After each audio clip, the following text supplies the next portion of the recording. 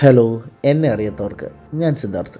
ഇന്ന് നമ്മൾ എത്തിയിരിക്കുന്ന ഒരു ഇഫ്താർ വീട്ടിൽ കൂടാനോ അത് കവർ ചെയ്യാനായിട്ടാണ്. എത്തിയിരിക്കുന്ന വേറെ എവിടെയല്ല, കരുനാഗപ്പള്ളിയിലുള്ള അറേബ്യൻ ഗോൾഡൻ ഡയമണ്ട്സിലാണ്. Actually Arabia is one of our longest client. ഈ മെഗാ ജ്വല്ലറി എക്സിബിഷനൊക്കെ നമ്മളാണ് ഡിജിറ്റലി സപ്പോർട്ട് ചെയ്തത്. ആക്ച്വലി കഴിഞ്ഞ വർഷം ചെയ്തതാണെങ്കിൽ ഒരുപാട് കാലം കഴിഞ്ഞ പോലെ തോന്നി.